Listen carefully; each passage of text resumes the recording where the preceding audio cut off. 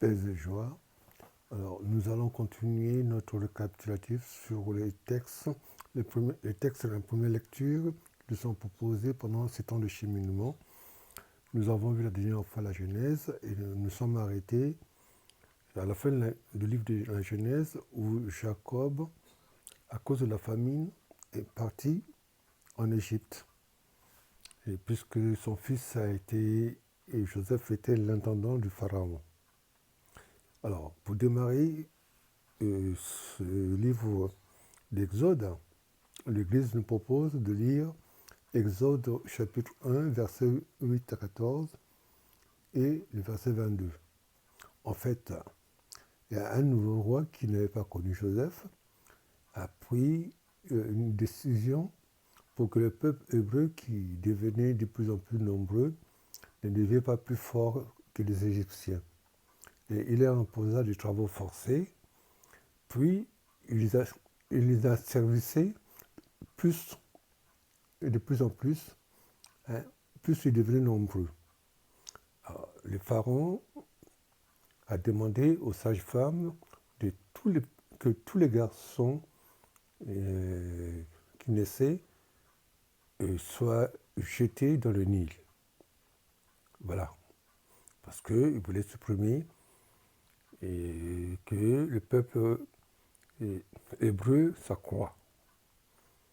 Ensuite, la deuxième lecture que nous avons eue, c'était les livres d'Exode, chapitre 2, versets 1 à 15a. En fait, il nous parle de la naissance de Moïse, qui était caché dans le Nil, retrouvé par la fille de Pharaon, qui l'adopta et lui donna le nom de Moïse, c'est-à-dire tiré des eaux, qui devient pour lui finalement un fils. Et Moïse a grandi dans la maison de Pharaon. Et puis, quand il a grandi, un jour, il a vu qu'un Égyptien frappait un Hébreu. Il le tua, il le cacha. Et le lendemain, il revient, il vit deux Israélites qui se battaient. Il a voulu les séparer. Et l'un d'eux lui répondit qu'il avait établi comme juge et lui demandant en plus est-ce que c'est parce que tu as tué un Égyptien que ça t'est devenu quelque droit? Moïse a pris peur et il s'est dit que sûrement que cette nouvelle allait se répandre. Et puis, le pharaon prit connaissance de cette nouvelle et il chercha à les tuer et Moïse s'enfuit à Madian. Donc, en fait, l'Église nous proposait de lire jusqu'au verset 15. Et la suite, c'est jusqu'à la fin. Moïse s'enfuit à Madian et où il va se retrouver. Il va se marier avec une des filles du prêtre de Madian, à qui il donna 2 enfants. Donc, après cela, l'Église nous proposait de lire le chapitre 3 du livre d'Exode, versets 1 à 6 et 9 à 12. En fait, il s'agit de l'appel de Moïse au buisson ardent sur sa mission divine pour délivrer le peuple d'Israël qui était dans la souffrance et qui criait vers Dieu. Et Dieu proposa à Moïse d'aller voir le Pharaon pour sortir son peuple d'esclavage. Et après cela, en fait, de l'Exode 3 au 4 à Exode 10, l'Église ne nous en parle pas puisqu'ils veulent nous proposer un texte, l'Exode 11, mais on peut dire l'Exode 3 et l'Exode 10 que Dieu va se révéler, il va révéler son nom à Moïse, il va lui donner sa mission et il lui dit qu'il sera avec lui. Dieu révèle sa puissance à Moïse et il désigne Aaron comme adjoint pour cette mission de libération du peuple d'Israël. Moïse et Aaron vont aller voir le Pharaon pour lui demander de libérer le peuple hébreu, mais ce dernier refuse cette demande et accroît les travaux des Israélites. Dieu cependant promet à Moïse de libérer Israël et renouvelle sa promesse à Moïse. Cependant, Pharaon continue à refuser d'écouter toujours les doléances de Moïse et d'Aaron pour la libération du peuple d'Israël. Et c'est ainsi que Dieu va frapper par 10 fois, par des différents fléaux, l'Égypte. Donc, dans le verset 11, enfin, dans le chapitre 11 que l'Église nous proposait de lire par la suite, Exode 11, chapitre 1 jusqu'à Exode 12, verset 14, nous avons l'annonce du 10e fléau qui doit intervenir sur la mort de tous les premiers-nés garçons d'Égypte et de la préparation de la Pâque. Dans le chapitre 12, à partir du verset 15 à 36, nous avons la fête des pains sans levain, la préparation de la Pâque et la mort de premiers-nés d'Égypte. Et toujours dans le chapitre 12 que nous allons voir par la suite, le verset 37 à 42, nous avons la sortie du peuple d'Israël de l'Égypte. Nous parlons pas du chapitre 13, le chapitre 14. Nous avons la poursuite de Pharaon et la délivrance du peuple dans le passage du Nil où Dieu va balayer tout le peuple, tous les soldats, les armées du Pharaon dans le Nil. Il va créer un passage dans le Nil pour les Israéliens, et lorsque les Israéliens vont arriver de l'autre côté du Nil, l'eau va recouvrir les armées du Pharaon qui étaient rentrées à la poursuite du peuple d'Israël.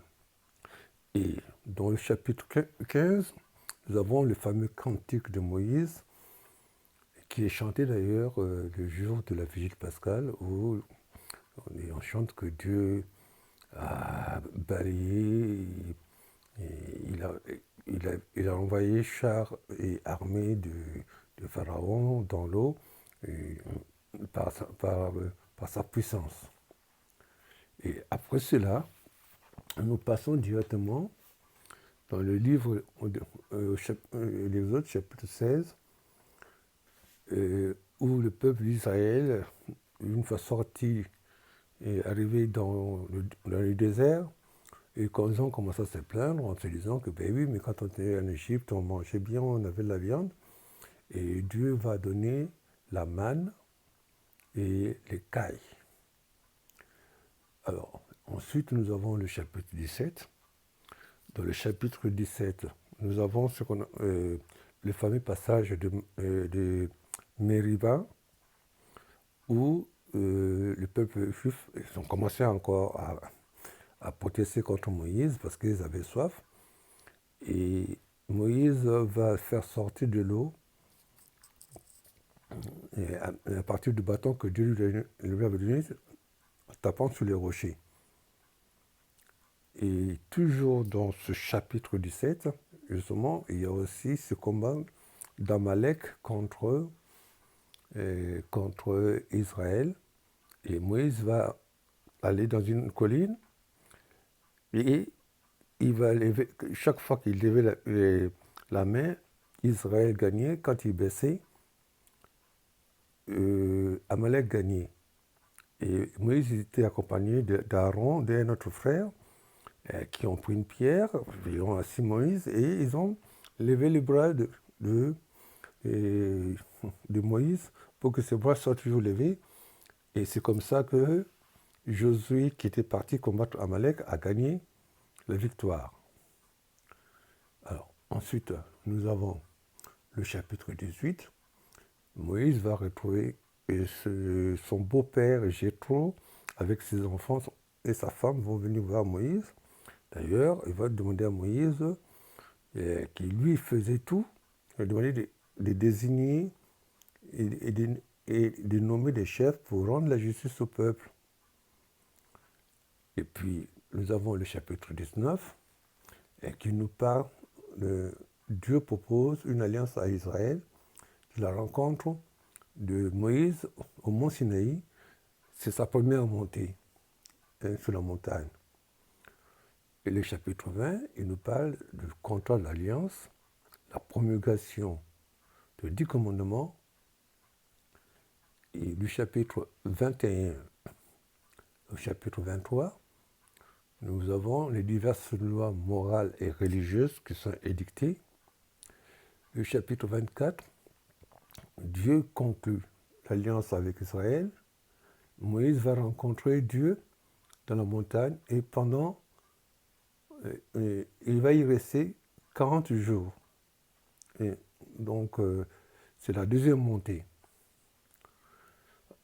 Et là, du chapitre 25 au 31, Dieu va parler à Moïse de comment créer le sanctuaire.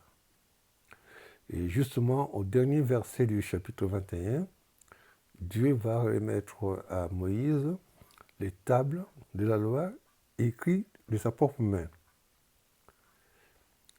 Alors, ensuite, l'Église nous propose de lire les livres du chapitre 32, du verset 15 à 34.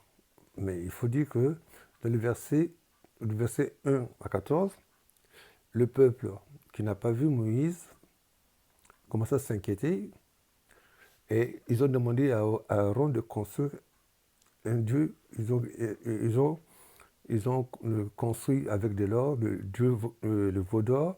Ils ont commencé à adorer le veau d'or. Et par la suite, Dieu va dire à Moïse que ce peuple a la nuque raide et Dieu voulait châtier ce peuple. Mais Moïse est intervenu, il a demandé à Dieu de pardonner. D'ailleurs, il fait chanter Dieu en disant « Oui, mais c'est ton peuple, c'est toi qui l'as fait sortir. » Mais les gens vont dire « Mais comment tu les as fait sortir pour les faire périr ici ?» Et Dieu suravisé, il a dit « Bon, je ne veux pas. Je ne veux pas les punir. » Et Moïse redescend et quand il redescend, fâché, il va briser les tables que Dieu lui avait données, les tables de l'Alliance. Et ensuite, il va châtier tout ce qui avait enfreint à la loi de Dieu.